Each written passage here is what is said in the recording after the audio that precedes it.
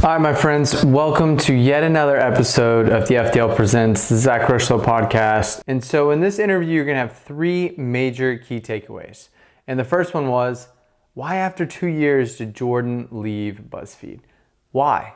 Why did she want to leave something that seems so great? And the second takeaway is, what did Jordan take from what she learned at Buzzfeed and that she's now applied and has helped her to crush it now? Within, I think, 6 months on YouTube, she's over close to 200,000 subscribers. Insane. And the third thing is, how did Jordan's childhood actually set her up to never question who she truly was? She was able to feel comfortable in every situation and stay true to herself. So I'm super excited for you guys to listen to this interview because it is value packed. So please let me know in the comments below, who should I interview next? Also, please give the video a thumbs up. Please give the video 5 stars on iTunes. It helps so much. And please leave a review. That would just mean the world. And as always, our podcast is brought to you today by One Bars, Enlightened, and Protein Cookie Company. Let's get into the interview. Welcome to the FDL Presents the Zach Rocheleau Podcast. And as you heard in the intro, we have Jordan Shalhoub. She is an amazing person, an awesome person, a funny person, a person of many different traits.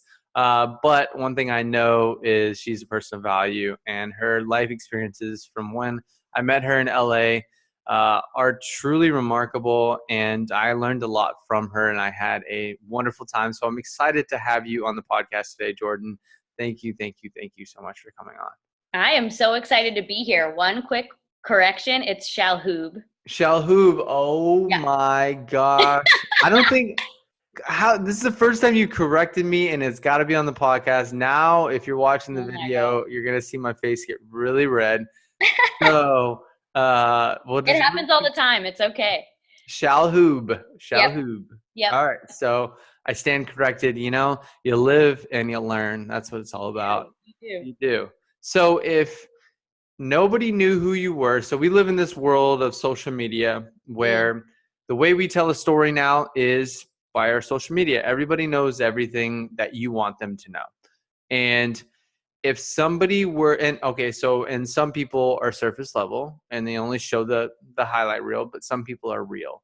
And I believe you are one of them. So thank you. If I were to say, or if I have never seen you on social media or never seen any of your social media outlets, why would I stop and follow you? What are you about? Oh my gosh, you started with a real doozy. I went hard. I had to get you back for making fun of me saying your last name wrong. I wasn't making fun of you. I think, why should people follow me? I think that my main goal, this is going to sound so lame. My main goal is to help people, and so, and that may not be obvious in my content, but like I try to just be myself and be authentic. And I think because that I am like a woman in a strength sport and I identify as part of the queer community and like I'm like not trying to pretend like I'm perfect. I think I try that by just being myself, I think I'm trying to like help other people realize that like they can be themselves and like that's cool and that's chill. And then on top of that, like simultaneously, I'm trying to like inspire people to like get healthy and get fit, whatever that means for them, and let them know that like it's not easy, but it's worth it. And like I'm here to help people like do that. And so I feel like I'm providing valuable content. Well, and I can attest to that. So from my idea of it, so whenever I look at, I'm always judging people's profiles because I'm always judging my own. Yeah. And I look and I'm like, okay, does the message on their profile match the message that I know them to be? And I'm always asking myself that question. So when I see yours, I see somebody that doesn't sugarcoat anything, tells it how it is, isn't scared to be who she is in her own body, doesn't try to glamour up anything, is somebody that would make somebody feel comfortable no matter who they are, and has a very versatile personality, that can get along with so many different people and just wants to have fun, have a smile on, and help. And that's exactly what I see. So from what you said, like, yeah, in the beginning, it sounds cliche that you want to Right. help somebody, but so I think everybody's goal should be to help. But the beauty of it is we can all help in our own unique way, because some people might not relate to you, but they might relate to me, vice versa. Exactly. And that's what it is so, but if we have that same overarching goal of helping people, that is when we win. And if the whole world and everybody in this world had that same mentality, this world would be pretty awesome. Great place. It would be amazing, right? So like, it's just so like if me and you are hanging out all the time and we're like trying to 51-49 each other. So like I'm trying to provide more value to you, and then you're trying to 51-49 back. And then what happens? We're both way higher than we could have ever imagined. Exactly. You get to amplify other people, and in turn you amplify yourself. Absolutely. It's a win-win, really. It is. And that's the beauty of like surrounding yourself with people that have that mentality, because you're going to win, because you guys are going to challenge each other to be better. And that's awesome. So one big thing, and I want to tap on this before we go into like the history behind your whole life, your whole existence. Gosh. I want to touch on one thing that I know is super important, and it's one thing that's very fascinating to me, and I want to kind of cover is your relationship with the quote unquote monster that is Buzzfeed. Everybody has seen Buzzfeed videos. They've seen Buzzfeed anything and everything. They're everywhere. And Jordan was one of the big faces of Buzzfeed. Oh my gosh. Stop. She was like, I've done my research. I'm not a liar. She has. And so like the big thing is I want to know what her experiences was, because Jordan is not with Buzzfeed anymore. And there's a lot of information online talking about why a lot of the big names for Buzzfeed are actually leaving. And I'm fascinated by this because I'm building my own company. We are like a media company now. We're in so many different outlets, and we're just focused on providing value. So how do I, as a leader, make everybody that is part of this team feel like they are equal to me and they have an equal say and they can be a part of this, and it pretty much be their own part of it, not them living in my part, if that makes sense. So I wanted to kind of hear, like, how did you get initiated with Buzzfeed? Maybe what came about, like why you wanted to, how that initial experience was, how that went, how long you were there, and then what happened, and just kind of like just your story. What you told me in LA, I think that would be good. I forget already what I told you. I'll start with how I got started there. So I studied mass communications, concentrated in TV and video production since my freshman year of high school through college. I graduated college. I worked at a news station in Boston for a couple years, but I knew I wanted to come to LA. And I wanted to get into post-production. I really liked editing. I enjoy editing. So that was my goal. So I kind of just quit my job and moved out here with zero plan and like just some money in my back pocket in my car. And for a long time, it was really hard to find a job. And I was really just applying for anything that might be kind of relevant to what I wanted to do. And then I applied to Buzzfeed. I didn't know what Buzzfeed was. I had this was in 2013, 14. So they weren't as big. Like their articles and their lists were kind of big, but their video department was almost non-existent at that point. And so I didn't really know what they were, but I just applied. And then I noticed that a recruiter I knew happened to be working for Buzzfeed. So I shot him a little LinkedIn message and I was like, hey, just applied. What's up? Next day I get a phone call that's like, hey, you want to come in for an interview? And I'm like, yeah, I had actually just accepted a job at a cupcake shop. And I was like, I need this job. Like, cause at that point it was like, I just need to pay my bills. So I was going to take anything. So I ended up getting the job at Buzzfeed, and the way it works usually in the video department is you start as an intern, but their interns are more like PAs. So you're assisting on all their sets and helping out all the producers, whatever. I did that for about 5 months, and then I became a fellow, which is another temporary position where you're basically acting as a producer, and it's a trial period, and then you get an opportunity at the end of the 3 months to either go full time or not. And I ended up going full time, and I had just I felt like I fell ass backwards into this job because I had no idea what this company was. I just Googled it the day before my interview, and I watched one video. And then in the interview, they were like, "What's your favorite BuzzFeed video?" And I was like, the one I watched yesterday. Oh my gosh. I was like, thank goodness I looked it up because I would have no answer. And so I realized as I spent time there and I was working there or whatever, and I ended up going full time, I realized that it was actually kind of a dream job because I always liked all aspects of production. And I actually had a really hard time choosing what to specialize in because I thought you had to specialize in something to actually be successful out here and be successful in the industry. So I just chose editing because I liked it best. But really, I liked being involved in all parts. And that's kind of what BuzzFeed allows you to do. So you became, your own producer. Yeah. So as a BuzzFeed producer, you have full ownership of, not legally, but within the company, you have full ownership of your projects. So you're writing them, you're coming up with the ideas, you're shooting them, directing them, acting in them, and editing them. So I got to have full control over every project I had.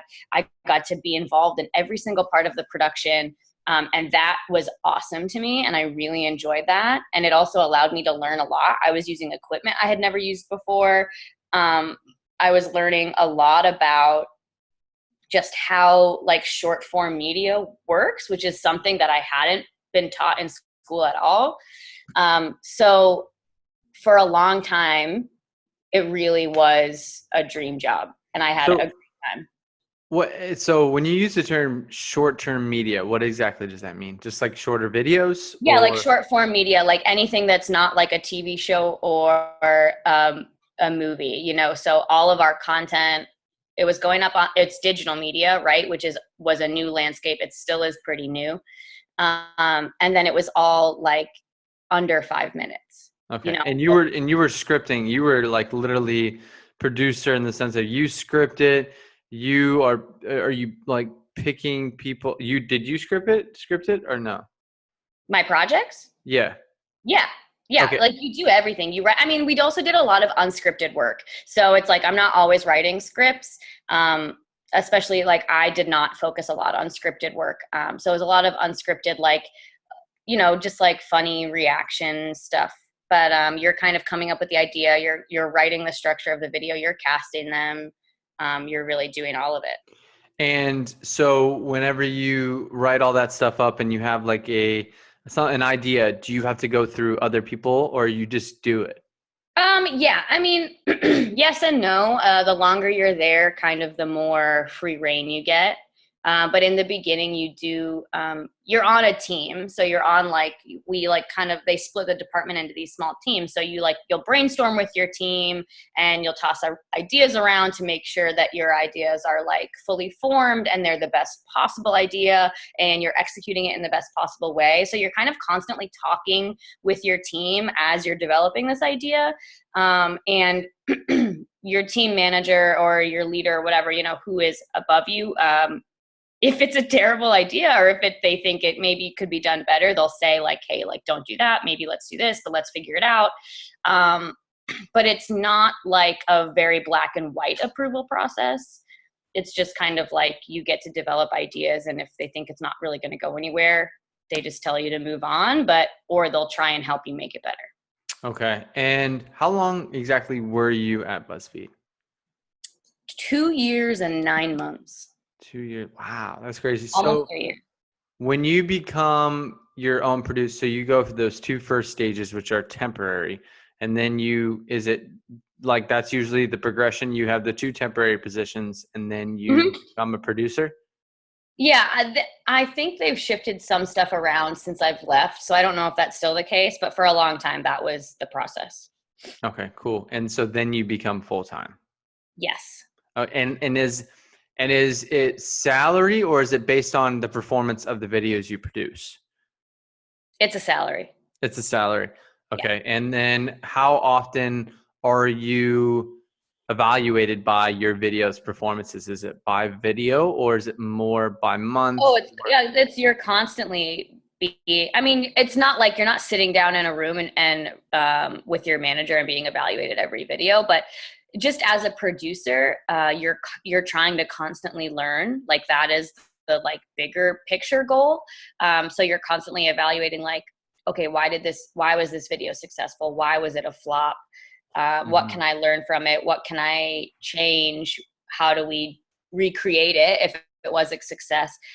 So there is kind of like this constant evaluation going, and then there's like the normal like HR mid-year review and Yeah. I type mean, stuff. But outside of that, you're just kind of constantly, you're not being graded, but you're just trying to constantly learn from your own content and from the content that your colleagues are making. I mean, and that's what everybody's doing. I mean, Yeah, if you're totally. in any business or you're constantly evaluating what you're doing, Mm-hmm. you're constantly trying to be better. You're constantly, I mean, I don't look too much about what other people is doing. We can control, but you can success leaves clues and you can learn from those people.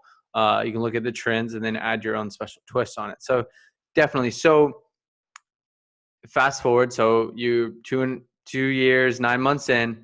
Yep. What happens or when does it start to feel like I don't know if this is the right place for me?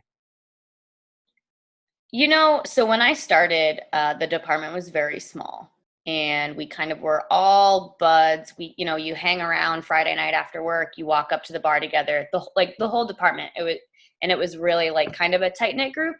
But as most people can see, Buzzfeed grew very fast and they got very big very quickly.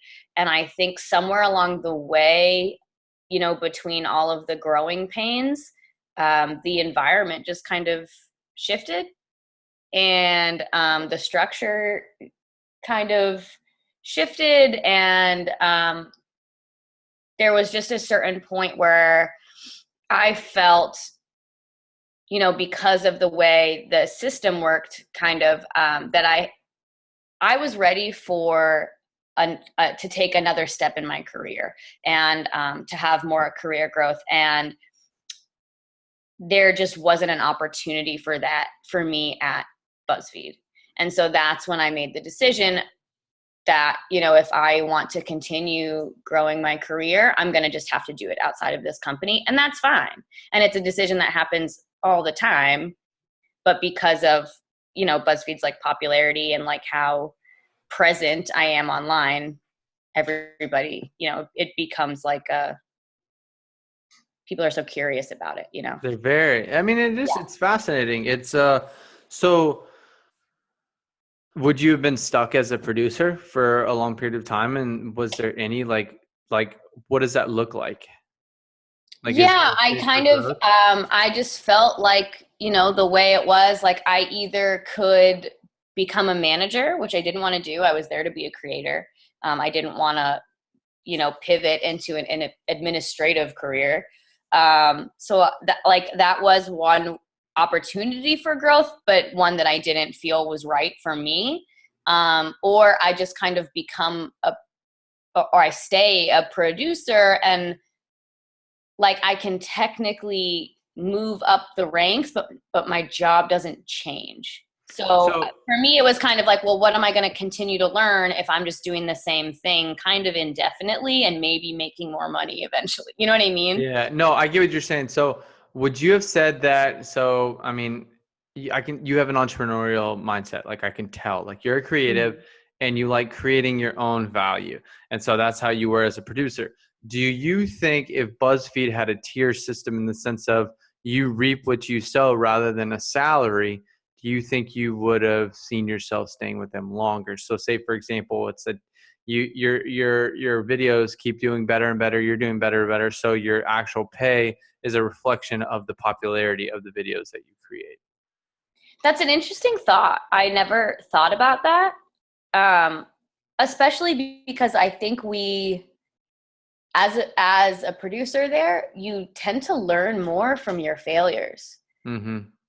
So it's Well, interesting if the goal is to just continue. I mean, and you learn from your failures, and then it's kind of like one step forward, one step back, 2 steps forward. Like you have a failure, but then that launches you into a bigger success. So I don't know, actually. Who yeah, knows where you ended up? I was just thinking about that. I'm like, if I'm a creative, Yeah. so what's it for me just to stay at 1 or 2 million views on a video? Why push that extra and go for an 8 to 10 when obviously I'm going to be paid the same. Yeah, they might praise me a little bit more, but like, why not like have a system to where you're getting more for the better you are? And so you reward the person who is crushing it rather than treat them the same as somebody who's just average. Like, Right. Yeah. you I get mean, them a first place trophy rather than a third or fourth place trophy. yeah. And I think that's a better way, especially with creatives, because then they're able to have that push and know that they are their own creative. They are in control of their own destiny. And Yeah. I There's see more that incentive as, look at the puppy. there. He's very needy. So now that leads me to, what do you think from a morality standpoint do you think could have happened, like from an actual BuzzFeed? So as they grew, why did you start to feel disconnected? Like, was there like the way they grew and the way they hired, did it change? It didn't change, but you kind of there was an environment created that um it was very easy to feel replaceable, Mm-hmm. and kind of factory worker-esque, and so you're not as excited about it when you feel like you're kind of just churning out videos for the sake of churning out Yeah. videos. And just for the sake of everybody knowing, how many videos did you have to churn out a week? 1.5 a week. So 6 a month was like the average output for each That's, producer. and if Each you guys have individual. watched the videos, that's a lot. That's a lot of content. Yeah, I think it's like they release like 70 something videos a week, I think, across all of our channel or their channels. That's It's a wild. lot of content. It's a lot of Yeah. content. Yeah. And then that comes into the issue of like, okay, are people really consuming all this content? And it's like, Right. hmm, Do you ask, like, you have to ask the question, like, is oversaturation a thing? Or do you just kind of, the yeah. more videos you make, the more chances of success you have. So you just keep making them. I don't know. Yeah, I don't know. It's super creative. I mean, it's super interesting. So what would you say? So now you've left BuzzFeed. Yes. What do you say you can thank them for? Oh, I learned so much while I was there.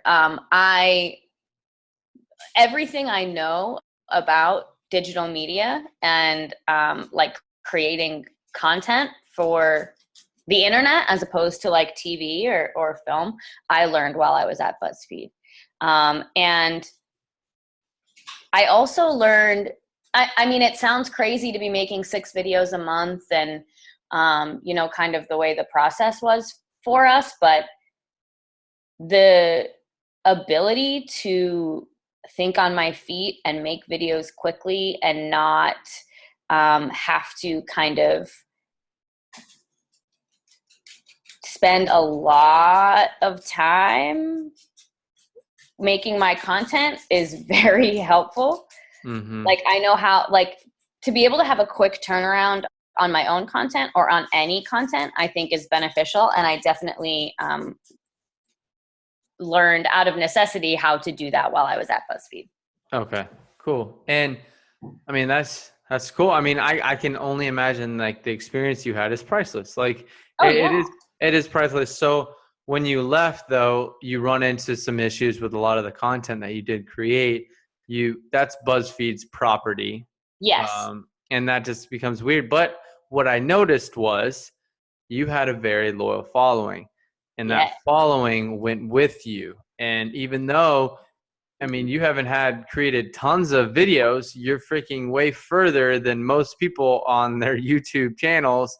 I think a combination of the fact that you took the skills that you learned and was able to apply it, but also you had a loyal fan base anyways, because they saw you as a person, and they fell in love with you, not just the brand. Yeah, I definitely cannot deny. I mean, like, I like to think that I like to think that my hard work has also helped get me where I am, but I cannot deny that my time at Buzzfeed has definitely helped get me where I am. That's while I was at Buzzfeed is where the majority of my Instagram audience grew, just from seeing me in videos and kind of tracking me down from there. And I'm so thankful that I had that opportunity, and I'm especially thankful that those people cared enough about me and about what I had to say to then follow me over onto YouTube and help share my content, because really online content is all about sharing, right? Yeah. And so these people, you know, they like me enough to share my content with other people and help me grow. And that's just been really cool for me. Yeah. I didn't think it would work. I honestly didn't. I never thought I would have my own YouTube channel. I had no interest in it. And I kind of just like on a whim decided to do it anyway. And I was like, this is going to be a flop. It'll, whatever. I won't even pay attention to it. And it's been like the opposite. That's so awesome. It's like you never know the impact, like the profound effect that you're having on people. Yeah. And totally. you just don't know. You don't know. So like, for example, I posted something on my Instagram the other day, and it was somebody responding to one of my posts with a terrible comment, just a really rude one.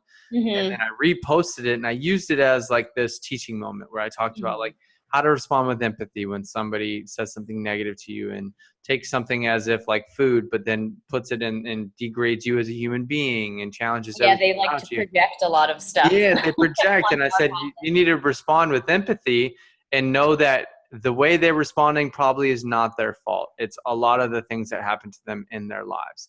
Yeah. And understanding that. And whenever I posted it, like people like got over 300 something comments on it of people just like saying like protecting me, like wanting to protect me and help me. I'm like, whoa, this is. Yeah, it's crazy. I've been there too, and it's crazy. It's unbelievable. And it's like the best feeling in the world, because you do have an army of people that are willing to fight for you. And it's super cool.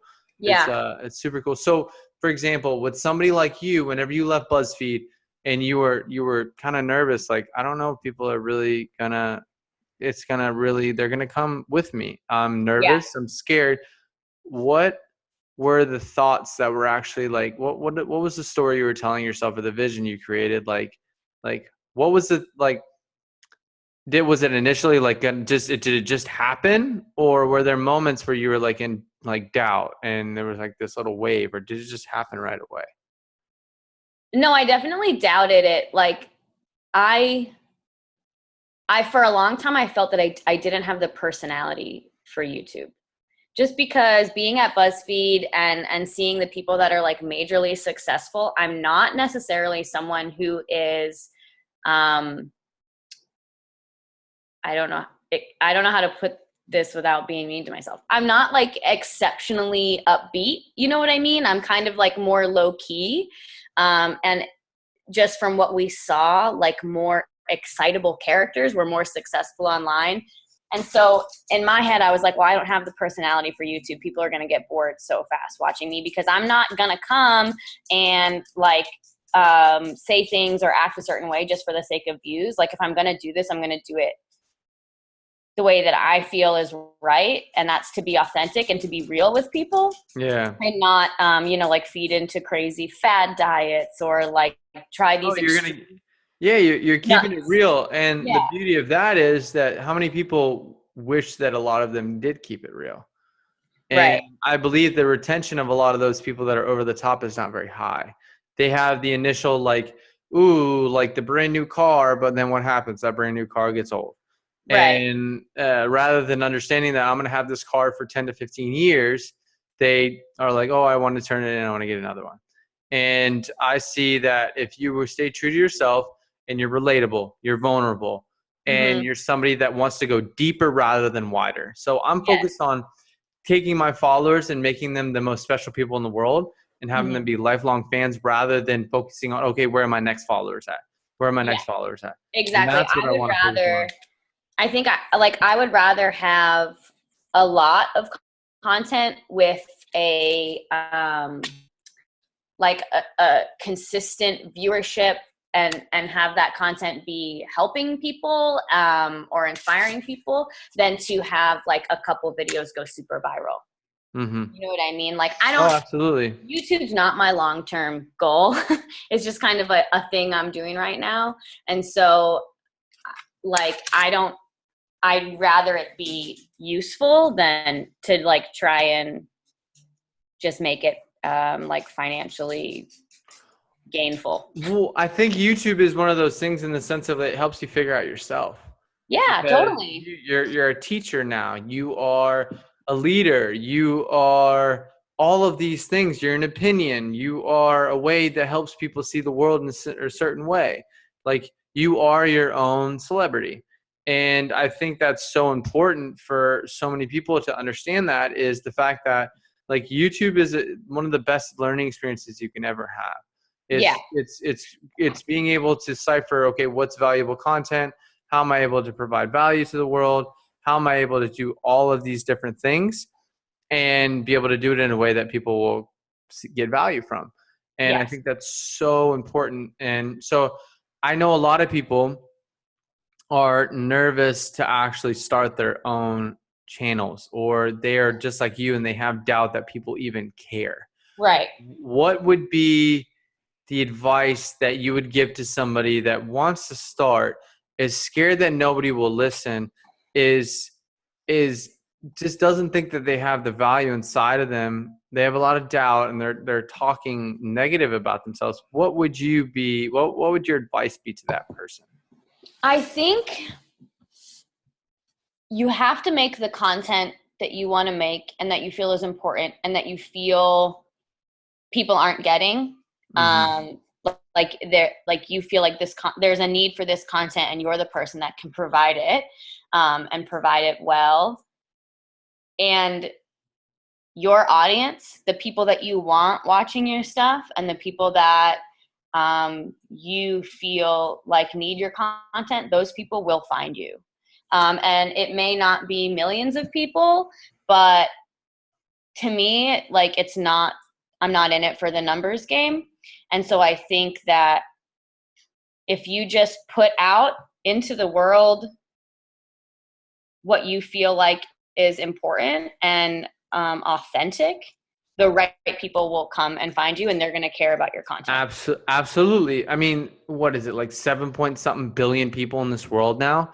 It's like you really, honest to God, only need a couple thousand people that are true fans for you to be successful. And you just focus on providing so much value to them. Like I think of how many people it really takes for them to open up their wallets and buy anything that we provide for us to be successful and build something. It's not that much, guys. I promise you, it's not that much at all.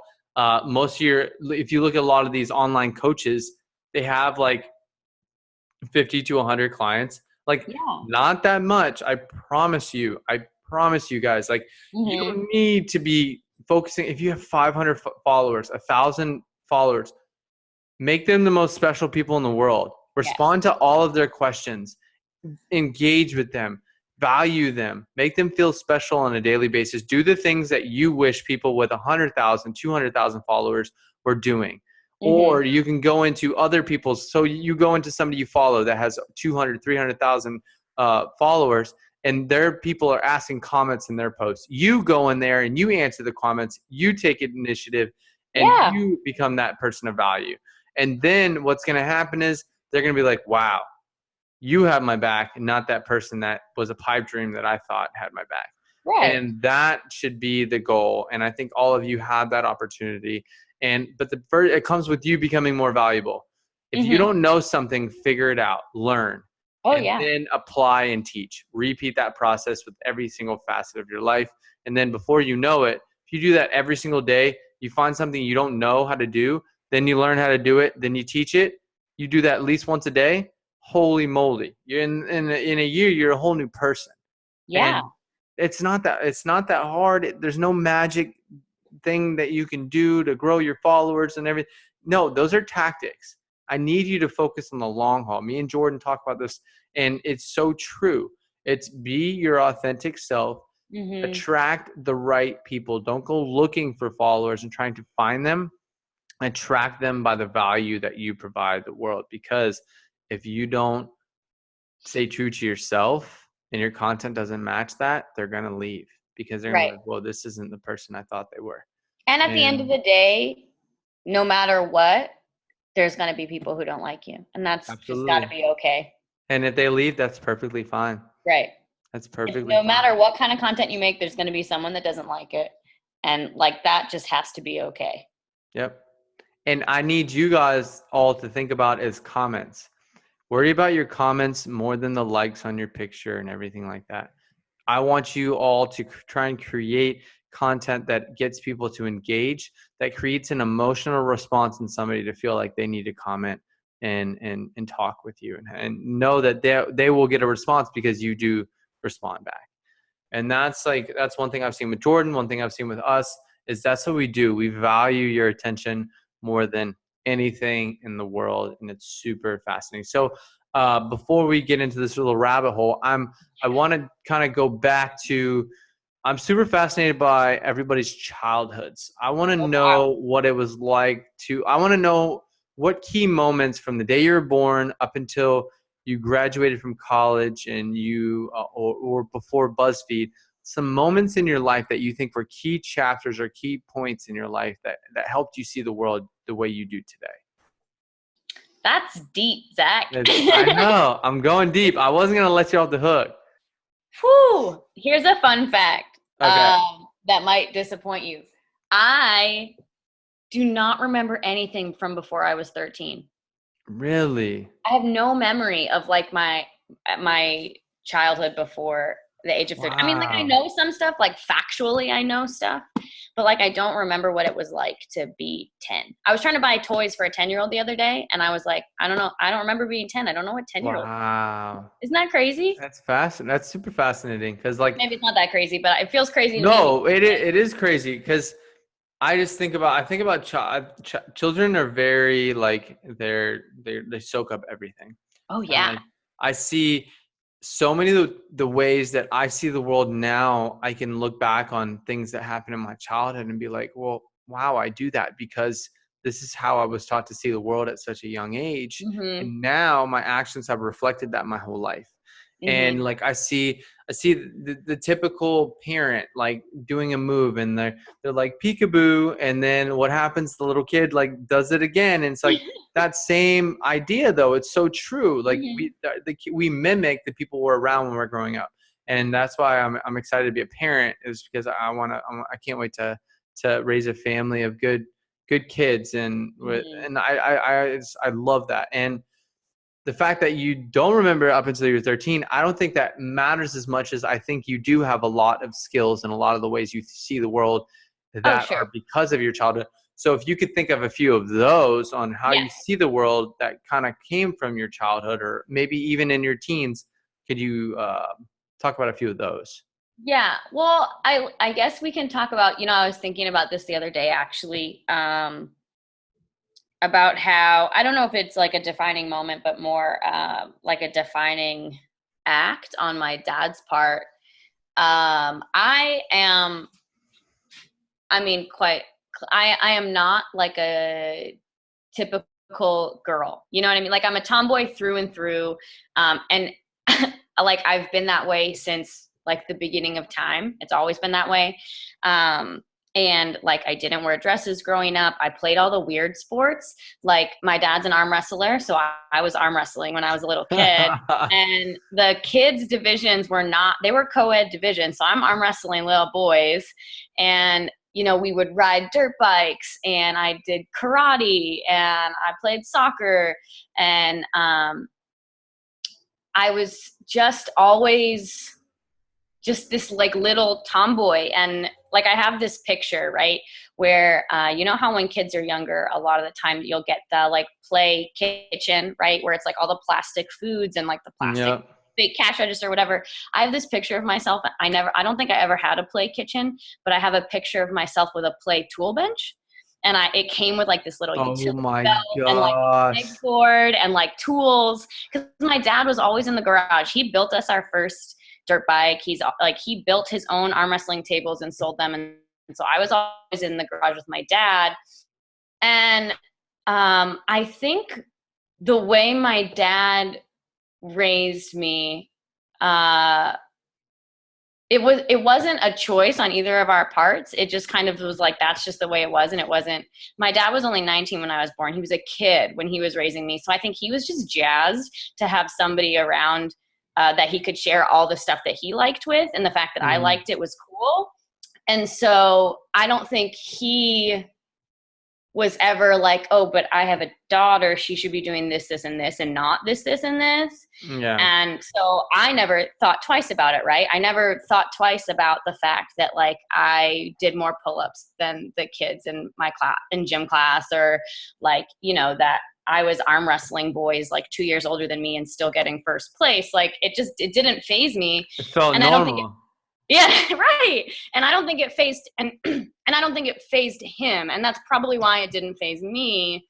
And I think it's allowed me to kind of always just be unapologetically myself. I've never worried about like fitting into other people's expectations of who I am or who I'm gonna be. And there was never that contradiction. So Right. I've noticed that. So like, say for example, it's funny. So like I interviewed Chrissy May, the founder of Mm-hmm. Donuts and Deadlifts, the other day, Yes.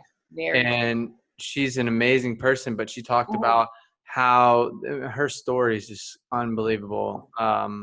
And the fact that her mom was like super quote unquote like the typical like really nice mom, super innocent, the nicest person in the world. Her dad was wild, had alcoholic addiction tendencies, and so Mm-hmm. what happened was they divorced, and so she would feel herself changing back and forth whenever she Mm. stayed with each parent. And so there wasn't never that moment where she could be unapologetically herself. She was constantly going back and Yeah. forth. Trying to So, fit into a mold. yeah, and so when you say you were just with your dad a lot, there was never that moment where you had to like you had to switch. There was Yeah. this like, hey, like this is how it is. Yeah. Like And my mom would always be like, oh, can't you like put on a dress? Can't you wear a nicer top? And I'd be like, screw you, mom. Like, I'm going to go play in the dirt. yeah. Because I had that support and that encouragement. Hmm.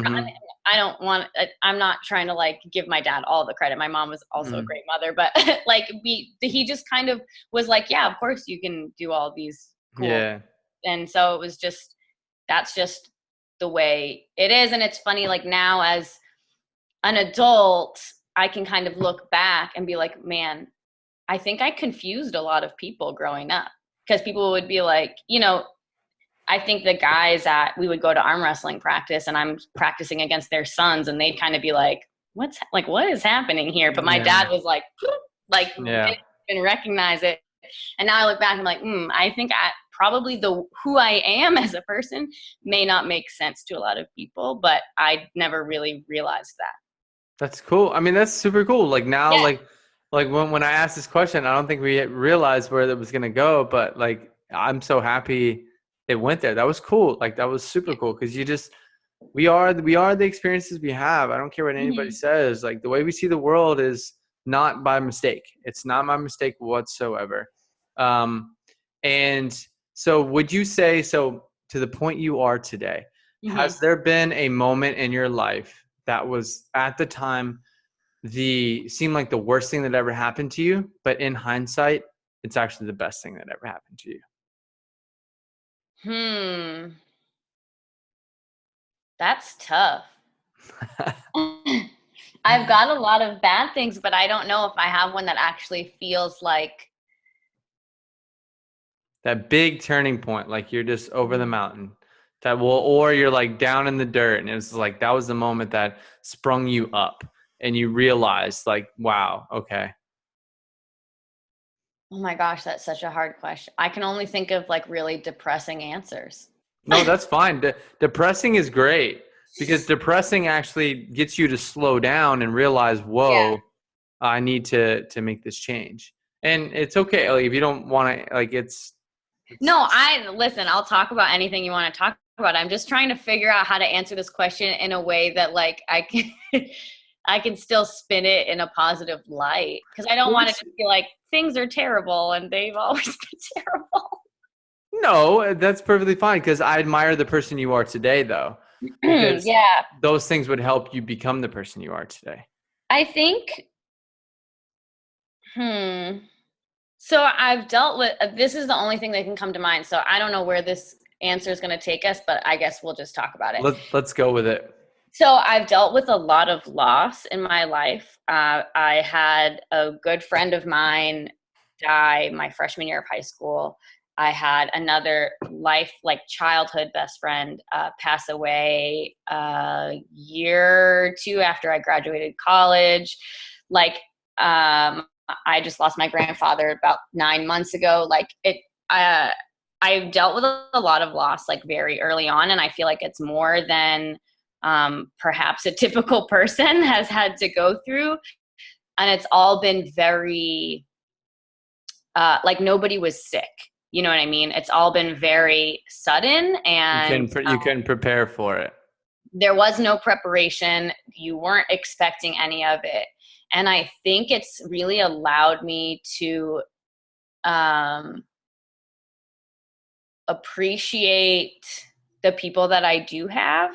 And it's allowed me to make sure that this sounds so cliche, but like it's very true. Like I try to make the most of the time we have, because it may not be a very long time.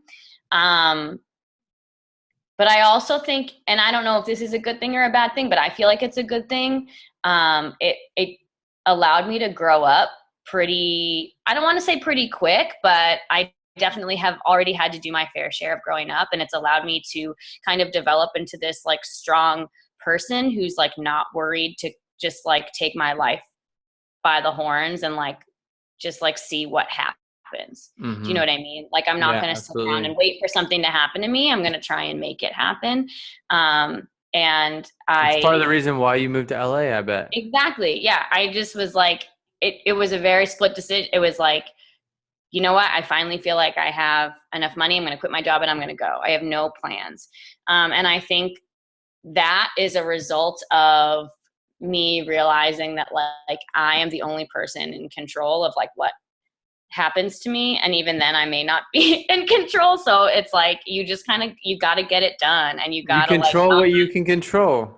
Yeah, exactly. And you got to get it done, and like there's no time for, I don't want to say there's no time for wallowing, because I guess sometimes there is the time for it, but like things are just gonna be what they are, and you have to let it be that way, and you can't like hang on to things that you can't change. Absolutely. I mean, from what you just told me, I can see that like all over your life. Like I can see every facet of your life is actually a result of that mindset. So many of the decisions that you've talked about and that I know like are, I think, a direct correlation, actually a causation of that mindset that you have. So, I mean, that's amazing, because so many of us, I mean, God forbid, like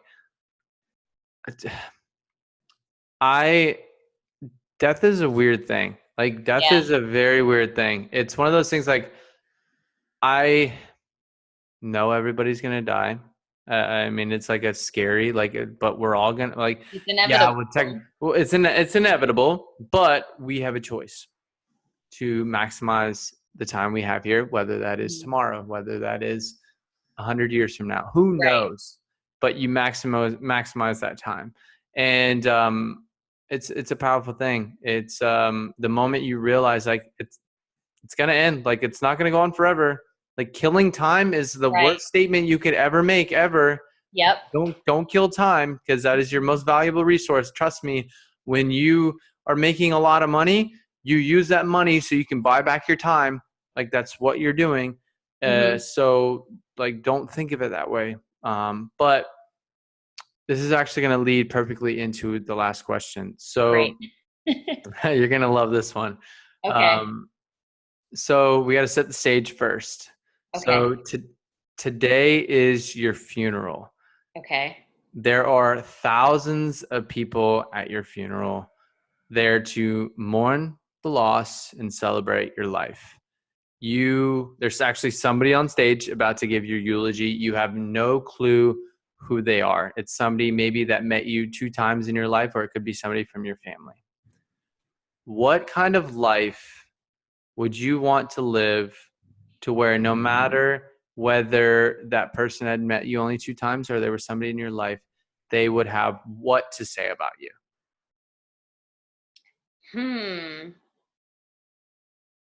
I think I want people to feel like I have made an impact.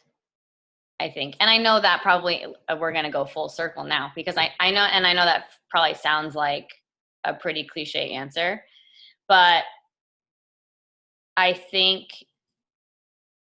in everything I do, I would hate for it to all have not made a difference for somebody. You know what I mean? Like, even, we can bring it back to Buzzfeed. Some of the projects that I am the most proud of are ones that have made like an impact outside of our like little social media world. Like I made a video about this guy who rescues dogs over from the meat trade in Asia. And the press from that allowed him to gain more press and get more help. And now he's actually changing legislation for animal cruelty Wow. in Asia, but also in the United States. And it's things like that. Like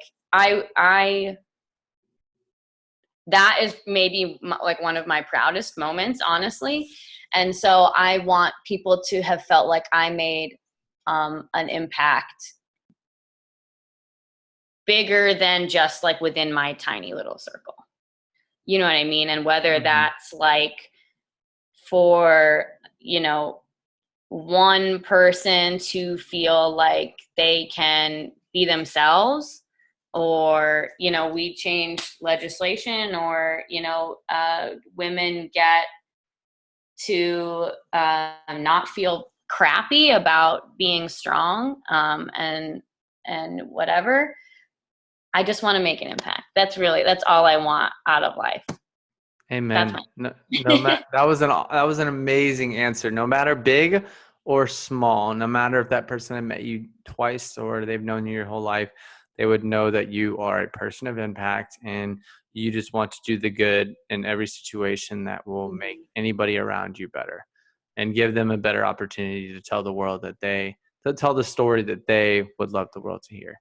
So that's it's been awesome. I want to take a second right now just to say that I appreciate you, Jordan. I really, really do. It's funny how this world, we just have so many different people that we'll encounter, and then somebody will say to meet somebody, and then you just never know. Like, and without this world, I would have never have met you. Honestly, Yeah. I probably would have never. And I remember when I first met you, and we filmed that episode. It was just a really cool experience. It's like we had never not known each other.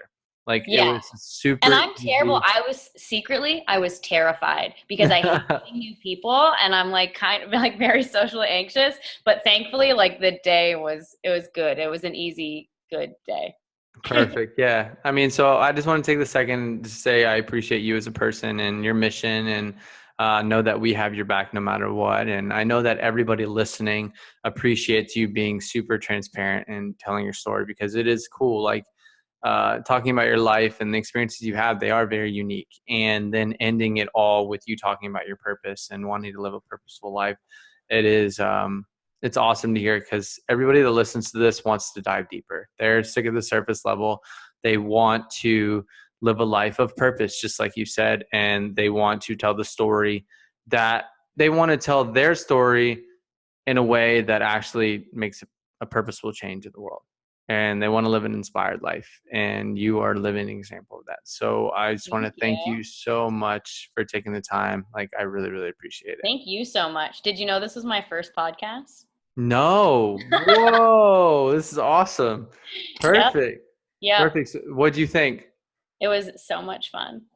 Cool. Oh, that's Thank cool. you for having me, Zach. You know, all these nice things you say about me, I could very easily say about you.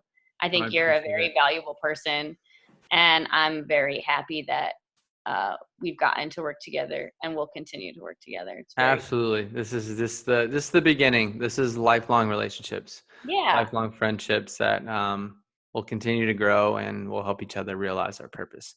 So good stuff. it's super cool. So I want to thank each and every one of you for listening. This is yet another fun episode. I hope you leave this episode as inspired as I am, with a big smile on your face and knowing that you can make a purpose in this. Like, you are special. The way you see the world is special. The change that you can make in this world is unbelievable, and it just starts with you believing in yourself, and then finding those people that believe in you and bringing them closer and closer and never letting them go and making them feel so special, and then surrounding yourself, and the people that don't make you feel special, get them out of your life. They're not worth it. They don't appreciate you. And so start doing that, repeat that process, make yourself more valuable on a daily basis, and the sky's the limit. The sky is the limit. Just put in the time, know that it's not going to be perfect, and you're going to change the world. No matter big or small, you're going to change the world. You matter. So thank you so much for listening. I really appreciate it. Yet another episode. And as I always say, thank you. God bless. And we'll see you guys in the next episode.